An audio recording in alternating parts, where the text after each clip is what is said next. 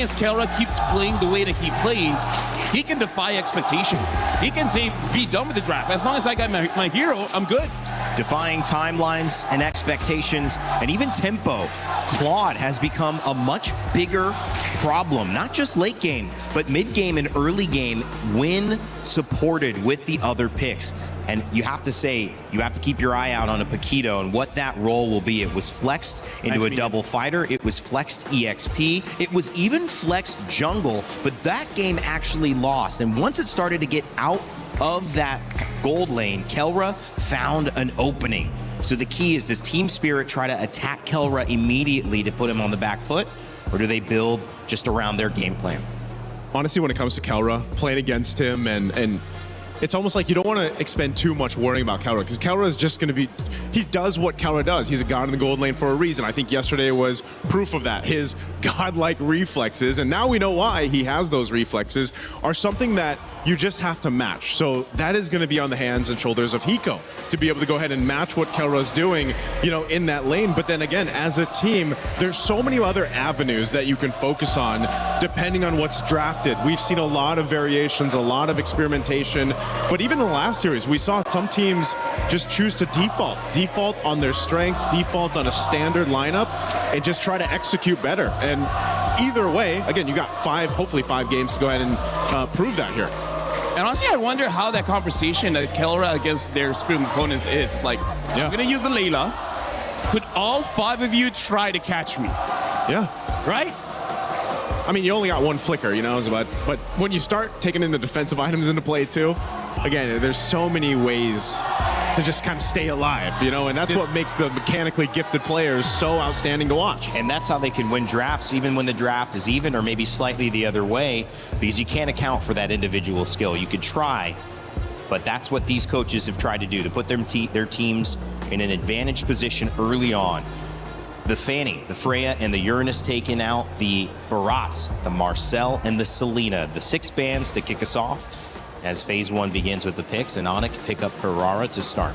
And we can see the idea behind the bans coming in from Onic as well as Spirit. For Onic, they want to take out tempo heroes. Both the Marcel as well as the Selena can really speed up the game. And then for Spirit, they just don't want Kyrie on that Fanny, which understandable. The Freya can disrupt their backlines a little bit too much. And then the similarity, batting out the Barats as well as the Uranus, they just want to make sure that whatever the matchup is going to be in the EXP, it's not an auto win for either side. Yeah, the XP again, going to be big in what they decide to do. Again, the Paquito has been rather flexible on where you can put him, and that's kind of the upper hands that you have when you do draft in this Paquito. You don't necessarily know where he's going just yet. Obviously, the Atlas going to be an answer a lot of times, and then the trade is Belric.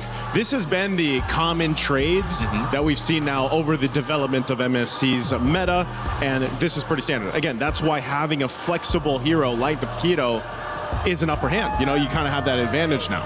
What was interesting is that in the first series, we didn't see Paquito picked or banned. We also didn't see Cho picked or banned. We didn't see a lot of these kind of in-your-face, really ISO, burst, control characters that have been dominant in some of these matchups featured there. So again, maybe a preview to the grand final. That might be just a non-contention point, and we'll see who has the better grasp of the meta. And we saw in the video before where Team Spirit, they did say Onyx's biggest strength is probably their team fighting. And right now, that draft looks like a pretty good team fight comp here. Having the Belric as well as the Zushin makes it so that they have amazing control from the get-go. The Herrera is just good anywhere. And right now, I gotta say, this is a good Harley pick, because you know that Onic, whatever gold laner they're gonna pick up, it's gonna be amazing just because they already have a good support system. Yeah. Doesn't matter if it's a Brody, a Claude, or a Harif. All 3 can work well here. This is, you know, shades of what we saw yesterday for Onic work. That Jushin helped so much, and if I recall correctly, it was a Granger in the hands of Kelra that he got to use, because, again, when he locked in the Sky Piercer, you not only had to worry about the movements from Kyrie on the Hirara, but then eventually when the stacks start building up for Kelra on the Granger, lining it up with the Lantern that Jushin provides, it helps so much. You just land your Rhapsody shots, and then you get more stacks, and that was kind of what the result of that game that they had against Aurora Gaming. So this is what, you know, LaFell's saying. You're already really supported and supplemented really well for your gold lane for Kelra. Harith banned as well. You could see with both teams now looking to pick up potentially their gold lane. That Paquito could still be flexed. It is definitely going to be EXP and gold that they're looking for the ban. So Esmeralda goes down as a ban, so does Hera. I just feel like for Team Spirit, as long as they have one more hero that could potentially deal with a backline, is going to be good. So I'm looking to see if Spirit is going to be loco enough just to have a big burst in mid, something like a Farsa, because that can deal with quite a lot unless you're going up against a Claude, which Team Spirit could pick up the Claude later on and then make it so that Onic doesn't have a dive type of goal laner other than a Moskov.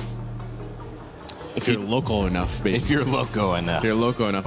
You know what? In game one, I think you can be. You can be a little loco. You can be a little loco. What do you like mid here for Spirit? Ooh, for Spirit against Jushin. Man, I don't know. Aurora Gaming was heavy on Eudora. I mean, is it kind of travel Europe, kind of be feeling a little bit more comfortable with her? It's interesting because a lot of times we see the Eudora even paired up with the Belric, right? But in this case, if they decide to go ahead and grab it, they can. I think it is one of the better heroes too for Sunset Lover, at least from what we've seen him over the past few days. It can also help, I guess, combo with the Harley in a way. I mean, the Harleys work so well just because you don't only have to rely on that deadly magics, but then depending on the builds that they go, you know, whoever is able to get that Genius Wand, it does help kind of get that burst a little bit faster once you shred down some of the magic resistance here of the opposing team. So there is a room, I would say there is room for the Eudora to come through, especially since now we've seen so much of the Selena, the Valentina, obviously, but they're banned out. So yeah, there's the Eudora. Good call, Rain Day. Thanks, buddy. Valentina banned out, Clint as well. We're going deeper into the gold lane, but the bans are done for all of these squads. So, how does Kelra respond? What do they like? I mean, like, here's the thing. Because of that Paquito, it does make it a little bit awkward, I would say, for Onic to draft their side leaders here, because I think for sure they just want a gold lane. I feel like Claude is going to be pretty solid, but if they want to be safe, I can see a Moskov work pretty well here. You just got to be careful of the Eudora. You have to hope that Lupe is able to absorb the Thunderstrap first, and then Kelra can go in. Speaking of, what other tanky heroes do we have left? They pick up the Cho. Is this Cho Roam or EXP? Wow. Yeah, that's a good question. Just because, again, Belric can be flexed too, so. Because I feel like if you're going up against Paquito, Paquito is going to be pretty fast. I think it's better to match speed for speed with the Cho, but we haven't seen Cho XP in years now. It's been a while, Yeah. It's been a minute. Bit different here. Again, Hiko could go crazy and play Paquito there, and we could see a marksman, but, sorry, excuse me, EXP picked up. Yeah, this would tell us too, because they wanted to wait and hold on to see where they plant this Paquito, if he's actually going to go in the gold lane for Hiko, or if they're going to go ahead and pick up their XP now. Because that question is still there. Okay, they'll go Sora, so now we know. Sora's going to go XP, and then, of course, go Paquito. And then we have gold lane Paquito. Wow. I feel like this is a good idea coming in from Spirit, but we've seen teams try and fail, which is try to end the game pretty fast. And they do have the Harley, so in case, you know, they need to push, you can still use the Harley there. I'm liking both drafts, but I really feel like Onic, they got everything they wanted. Well, these are two dangerous drafts. A fighter in the gold lane for Hiko going up against the gold standard in Kelra. Eudora picked up as well, and the Belric. How important will that be to set up these fights? It's going to be a battle, baby, and I know two guys ready to cast. One's already been streaming and casting earlier. It's Spirko and Gideon.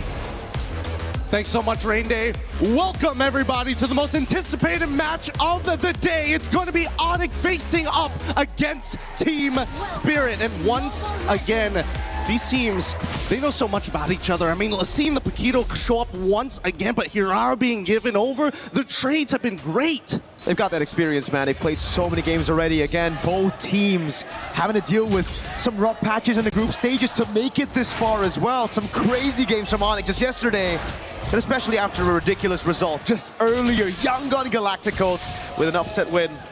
Could be another. Could be the best MSC ever. It already is up there. I'm already nervous about it, right? Because every single moment, every single position is going to be taken into the account here. You know, we got to put everything underneath that microscope to see where the big plays could be made. Looking at the emblem so far, things are up to standard picks. A lot more tenacities that I'm seeing here, even from Sans and as well as Lutpi, understanding, hey, I can't afford to die like this, especially since we've seen so many games here at MSC end roughly around 11 minutes. Spin the stomps in the early game, really. If you get that early advantage, the Sky Piercer on Hirara as well. It was a pattern that we saw in the last few matches, even yesterday for Aurora Onic, that whoever gets the Hirara seems to have an advantage unless there's a Fanny on the other side. Yeah, and that's the scary part, right? This early phase, so far, we're already seeing immediately attack on Sans. And this setup here, at level 2, at level 4 for Kyrie, they don't find the kill angle, unfortunately. For the upcoming Turtle, though, it's going to be a little late for Sans as well as Keyboy. We'll see whether or not they give it up. They're most likely going to give it up, considering that Team Spirit already running double fighters and Hiko already making his way to proxy the wave. He's got to be careful, though. Needs to really be very careful. Onic probably know they can't contest with a neutral objective. They might be able to go for the trade, especially if Hiko tries to cut very early. But thankfully, for Spirit, Hiko sees him, spots him out. Zaur Ego is on this neutral objective. Now on the Harley should be free. Just the retry. Keyboy making sure he pops that retry. Nothing is going to be given for free. And they're making sure that they're not, at least not wasting time, right? Really good defensive rotation from the side of Onic, making sure that they're sending Kyrie and Keyboy to the top side of the map, denying the proxy and making sure that things are relatively standard for Kelra in his gold lane experience. We know it's just a matter of time until Kelra might make a super play of his own. The real question is, where's First Blood going to happen? We've seen Kimbaba rotate from the bot side. Unfortunately, haven't seen too big of a commitment yet. Oh, wow. A cloud shift here as well. Yep. Bomba's gonna put some pressure down on Lutpi. Wanted to get a flicker at least, but Lutpi knows better than to actually use those resources early. He's gonna stay patient with it. Kelra up top, though. It's so well played by Spirit in the draft, though. They ban out the Harriet, the Clint as well. Those are the two heroes that can really deal with the Paquito in lane. And because Team Spirit has red side, oh god, deadly matching. Some more with Sunset Lover as well. But back to the point, because they were red side, Onic couldn't risk picking up the Moskov just because there could be that Hanabi threat. That's the thing, that's the thing. Every single time you come into these drafts, there's always that sneak peek on that red side. And so far, I like the way that, you know, Team Spirit have handled themselves, right? A slight evolution, not trying to go beyond what they need to do. They're still checking the boxes, and you can tell that Hiko, this side of the map is his, right? Even Keyboy has to be very respectful of him. Lutpi didn't use any of the resources earlier. Rapid Giant to be used up now. Shifting skies. Oh, insta-flicker. Kid Bomba with First Blood. Now he's going to fatal links to the flicker combo, locking him down as Bomba can't go for the chain. Lantern Flare right there as he goes to the skies. Sunset Lover puts the thunder right down on Keyboy. Oh man, once again, Kid Bomba catching Onic off guard. Wasn't expecting him to be so desperate to chase for someone of Lutpi's caliber, and not to mention even Keyboy trying to disengaging them, forgetting that Kimbamba can just walk back into the fight, one auto attack away from actually triggering that ult once more. Even so, the turtle is going to be up, and by the time the ults come back up for the side of TS, is Onic going to take first position here to try and drag this out? Do they really want to contest this? Perfect match, already baited out by Keyboy, just with the G-Kundo. Now Onic holding control despite Team Spirit's early win. Stun coming down now. Shifty skies from Bomba goes in. Lutpi doesn't get caught by it. Zaur back again. Retry battle. Rapid Giant. Good zoning there, and it's going to be the retry from Kai instantly. They will disengage. Zaur trying to look for a trade, but it will not happen. Tactical defensive plays. And while this is all happening, Kelren just knows, hey, I get a free push here. Hiko, you can do whatever you want. You have the item power spike with a Hunter Strike. Sure, whatever. I will donate this to you, but just give me 5 more minutes. For the rest of the team, at the very least, we see that from Team Spirit's side, being able to kind of contest these neutral objectives is kind of the point. But at the same time, Lutpi is quite the problem with the Wrath of the Dryad. So taking first position may not necessarily be ideal for TS, especially if the flickers are available. Radiant Armor purchase coming in from Kid Bomba. Not to mention penetration boots from Sunset Lover. He's already putting a lot of damage onto Sans. And I like the fact that they're trying to say, you know what? If we can force Sans to use his ability, and we saw what happened in the previous game with the Sky Piercer, we can't let him get into that position again. Nope. Definitely going to be against it. Sans, Crimson Beacon in the lift on Sunset, able to flicker out, but Kai follows through with the pick. Did he get Sky Piercer before or after the kill, though? It's the question as now Kai walks up again. Keyboy goes in with the weighted dragon. It's going to be cancelled out by the Fatal Laser and Flicker out, but a blazing duet from Kelra isn't enough to take him down. Kai right there. Kelra gets the last hit. Hiko now with the rotation. Wrath of the Dryad already there is Bomba and Sour. Go for the trade out to Kai.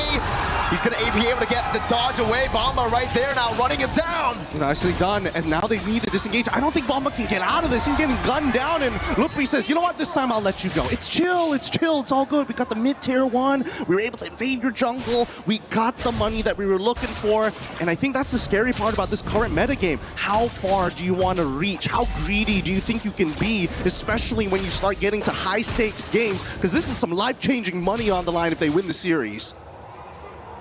And Onic did a fantastic job at finally being able to get a win over Spirit. It's been Spirit, the more calculated team, rotating early with the tempo. Onic now with a conceal for Lutpi and Keyboy. Trying to grab a bit more of that map pressure. I don't know, this one's looking a little dangerous. He's thinking about this, but at the same time, look at the position of Kid Bomba. He wants to cloud shift somebody. Let's see it now in the back, trying to zone Kyrie. He just dashes away for now. It's going to be the full chase right now as he goes in twice on target Wrath of the Dryad. It's good, and now does it over? He gets the turtle! And now with Bomba in the air, Kyrie locked down. He brings it back, Lippy. Straight into tower scores. It's Kai with the rotation back to pick up the kill.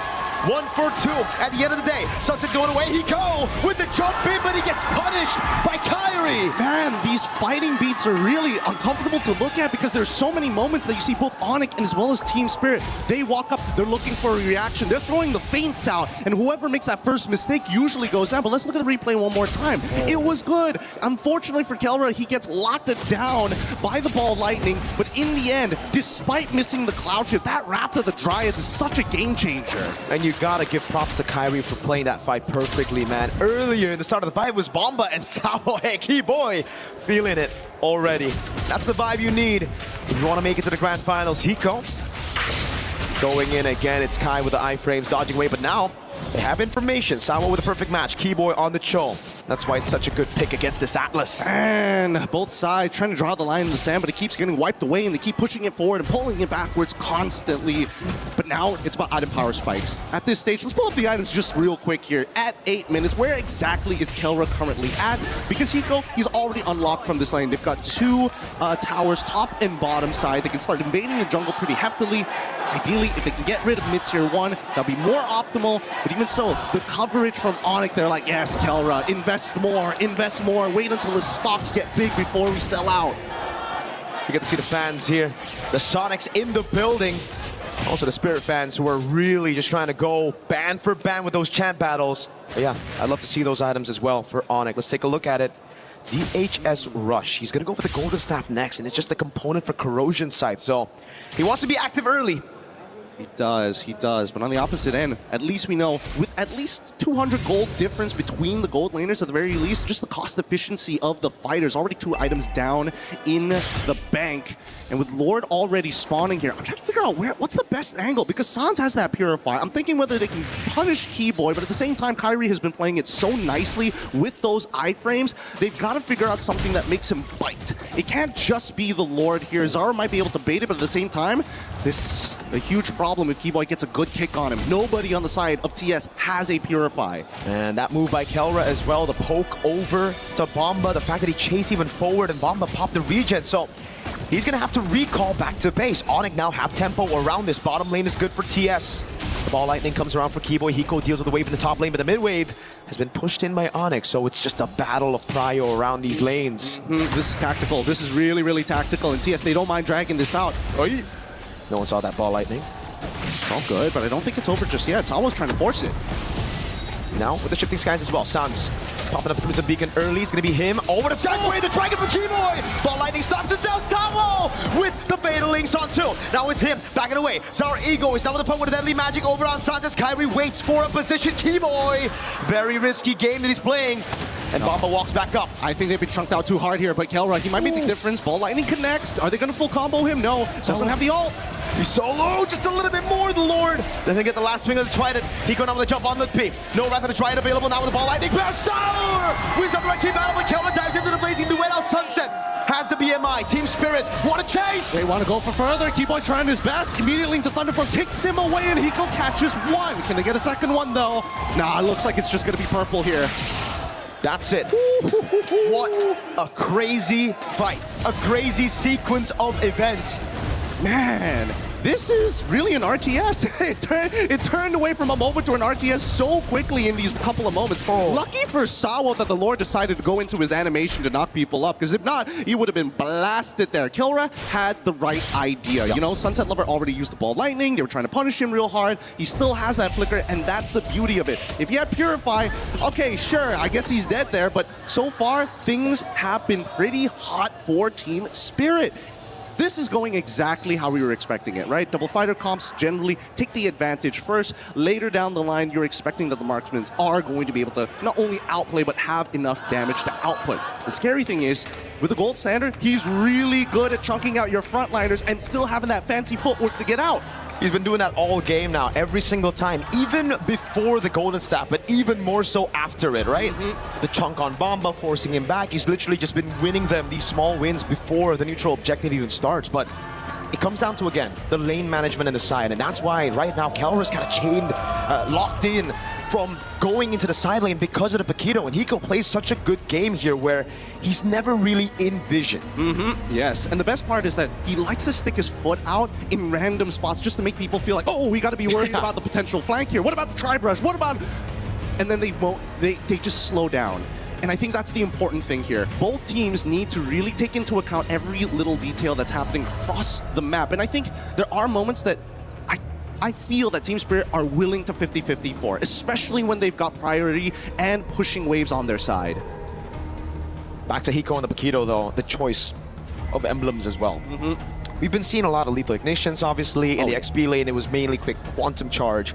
And that's what Hiko has taken, that inspiration from the XP lane Paquito into the gold lane. Now he's not, hey, yeah, calm down, man, looking from the top-down view. But yeah, it's all about playing in and out. It's about baiting those resources on the Paquito as well. It's not just about that insta-burst, especially against these top-tier teams. I mean, he's going for War Axe, so he knows that he isn't just trying to, like, if he can one-shot somebody, sure, but he can also play a very Peel style, right? He can get in and out of fights more reliably. He can actually go down to 50% of his HP, walk up to a wave, heal back to full, and then come right back into the fight. The cooldowns are so important, and not to mention, they are going to make sure that they fight for a long time, because Sans, he would love to drag out these fights. Holy Shield already down. Deadly Magic onto Sans. They're trying to really bait out those Crimson Beacons. Lutfi gonna be caught now. It's thrown back. Rather try it, but it's too far away from the rest of the team. It has to be Lutfi. Taken low, taken out by Hiko. Really nice. And now they're gonna keep on going forward for this, but I don't think they want to dive even further. They use all of their ults just to get Lutfi, and they still haven't cracked open the inhibitor, which is totally fine. But now we're seeing the major interactions here. Kid Bomba recognizes you can Wrath the Dryad all you want, as long as I am in that cloud form, casting abilities without any hesitation. There's not going to be a moment for you to lock me down. Oh, this time they get the Crimson Beacon. Sawa with a perfect match now knows there's a man advantage that they want to capitalize on. That's a base turret with the First Lord with fighter side lanes. And Onic, they decided, you know what? We'll give it to them. It's not the long lane. The Lord is still spawning on that top side. So this is just something that we're going to have to manage. And especially in teams of this caliber, managing the lane ain't that hard. But then comes the problem later in the game. Their wave clear is not that great. It's only Kyrie and really Kelra who can clear these waves, but even Kyrie is starting to reach his cap on how much damage he can do, because a lot of his damage is directly tied to his levels. Now it's back to that slow game. It's all about building these waves. And again, Spirit have been the ones with the advantage when it comes to dealing with the waves in the side lane, just mainly because of that 1v1. Kelra, he's gonna have to wait for the win of nature, and even then, I don't think he's comfortable playing in that side lane, right? Even if he gets the win of nature, just because Hiko on the QC on the War Axe is gonna get the Queen's Wings as well, and the Flicker, it'll be more worth for Hiko to bait that win of nature over just, again, a fight from Kelra. Which makes me wonder whether or not Hiko is going to go and start getting himself a Malefic Roar or straight into the Queen's Wings. Considering that he's got the War Axe, I would only assume that it's going to be the Queen's Wings after, but that's, you know, a very EXP style of playing it. We'll see what options he has in a bit, because Conceal's already out and Sawo's opening up the Tri-Brush. Keyboy doing a good job again, just holding that wave, but now it's the EECA special, baby. It's that Lord Dance in the bottom lane, playing it as slow as they possibly can. Oh, Deadly Magic's already on Sans, but Sans very calm. He's not going to react, not yet. Not until he sees Sawo do something crazy here, because TS, they're willing to start. Oh! Whoa, Sunset able to flicker out of the Wrath of the Dryad. Now it's Keyboy locked down with the Frozen. And the perfect match instantly goes! Sawo with the ball, which is Sawo! With the Fatal Links, that's Kelro popping the blazing weapon. He's gonna get bursted down by the Deadly Magic. And now it's Sans with a Lantern Flare. And now they disengage. Finally, a moment to breathe at the very least. Kid Bomba, he doesn't mind dying there, but he wished that he got somebody other than just Keyboy. Now, Onic instantly going to take priority and first move on this Lord. What is Team Spirit going to do? Because we're seeing a flank coming in from Zaur. Opens up the Tri-Brush. They know it's safe, and Hiko, he's pulling attention to himself. This is great. That wave bot wasn't set up perfectly by Spirit, and now it's going to be building back for Onic. Slow pushing towards Spirit. So it's a win for Onic for now. But they have Keyboy down. That means Spirit have the man advantage for a while as Bomba spawns. I think Onic recognized that TS, they can't blitz this down as quick as they want to, so they can actually maintain this tempo. It's getting really dangerous because now the Kid Bomba is going to start showing himself. This is where Onic needs to take advantage of the scenario. Well, same time as well, that top side is shoving in pretty hard. Hopefully he doesn't mess up their mid wave as well. Probably will. They're gonna have to send members down there, and that means it's free for Zaur to clear out the mid wave. Now, it's Bomba who set up the wave in the bottom lane, and a good spot for it to build back in favor of Spirit. So they've got like roughly a minute or two to work with here. TS has set it up nice. Let's see who gets it. Sawo with the jump now. They know he has no Purify, but Hiko's going to be taken very low already. Limpy going to be chunked down as well. Shifting Skies from Bomba, trying to lock them down already. Now it's Zaur and Kyrie going to go for the Red Tree battles. Deadly Magic will land on Kelra. Bomba's right there. Ball lightning, and it's Bomba with the jump. Zaur with Retribution. Beautiful play, and they're going to go further than this. Kyrie does not get the Lord this time, but at the very least, they are able to trade upwards. Man, Kid Bomba really wanted to deny Kyrie of that Retribution and was willing to die for it. But is it worth another 2 Sky Piercer stacks? Zaur with a jump, Deadly Magic! Kyrie needs to time this, but I think he's good anyways, right? Just gotta be careful of that Lightning Truncheon proc. Yeah, no, it's so safe. I really love the fact that, you know, once you get to a certain point with Hirara, you're like 3 seconds, okay, perfectly fine. Double iframes if necessary. I can wait for my combo points to actually come back up. As long as nobody threatens me in the meantime to force him out, generally will survive. Now let's look at the items one more time because we're seeing max build already from Hiko. And yes, he did opt to go for his third item to be the Queen's Wings on top of getting the Malefic Roar at the end, so he has that real 1-2 punch for Kelra if he doesn't build that Winds of Nature soon. Doesn't seem like he is gonna build the Wind of Nature. He wants to gamble it, man. This is the guy who went Brody against a Beleric, all right? It's all good. He can react to things, and that's what he's leaning on. He's leaning on his own skills, the drills that LaFell was talking about as well, pointing out to Kelra, who's just been practicing all around to deal with damage, to deal with setting tools. Hey, speaking of damage and dealing with setting tools, Sans also getting himself a Radiant Armor here to make sure he doesn't die to Zaur. So now he's not exactly the most optimal target, and Zaur has to rethink who he's going to be jumping on. I would like to say Keyboy, but like half the time, those kicks really is more for disruption than it is for a big set, considering that both sides have some big haymakers ready to unleash. And I think Zaur's been playing like a really good game with the way that he's going in and out and trading the aggro. Very similar to an MMO RPG raid. You have your tanks, they gotta cycle the damage between each other to make sure that everybody stays healthy. Uh-oh. Keyboy has a Shunfu, the Deadly Magic will actually bait it out now as Keyboy gets the Jikudo, not a Shunfu again. Sawo with the Fatal Links, able to catch 2, but Keyboy will get the way of the Dragon to disengage for now. Hiko staying busy while that happened. Pushing in the mid wave, getting a bit more damage onto that base turret. And I like the fact that Zaur, especially when there's technically nothing to fight for, he's willing to just throw the Deadly Magic at you. Just like, yeah, I need to get something, I need to get a reaction, and as long as that reaction actually happens, it's fine. My ult's gonna come back up in less than 30 seconds. Arguably, wait, where is he, level 15 already? Yeah, about 26 seconds, no problem. That flicker though, well, long cooldown on Keyboy. And that's really the only engage tool, right? Yeah. Slutpi here, more on that reactive. Oh no, did they read out Keyboy's movement? I think they did. No flicker, Keyboy. How are you gonna run away from this one, buddy? That's a ball lightning. The Thunder's Wrath as well. Keyboy gonna be taken out by Zaur as Bomba walks up and they don't use any crucial resources. It's just the Deadly Magic. Now more than ever, the meta demands you perfection from not only your rotations, but your positioning as well, and reading your opponent. So far, the score is 8-8, but the 2.2k lead on the side of Team Spirit is starting to make me nervous here. Kelra's at a point where he does real damage, but it's so hard for him to walk into the fight for that big blazing duet. Sawo again zoning in the backline, now jumping on Sanj, trying to bait up Crimson Beacon or a Purify. Oh, Sawo flicker the fatal links, Purify out from both already. Ratskid Bomba with a layer, brings it back into the knockout strike. Kelra, Immortality already down. It's right, they were going for it, and Champion Sands already gets Kelra. They want to get a little bit more, but at least with Kid Bomba, he survives as Kyrie is next to fall. I thought that was going to be an instantaneous fight, but even for the side of Onic, they're willing to expand resources to make sure they can buy a little bit more time. It's the layer. You Purify out of the fatal links, then it's Bomba with the Sora, and now they're knocking on the base. Sawo with the deadly magic on Keyboy. Sawo walks up on Sanj with no Purify. Base wide open, Team Spirit. Secure game number 1. All right, that's a great start for Team Spirit, but this series ain't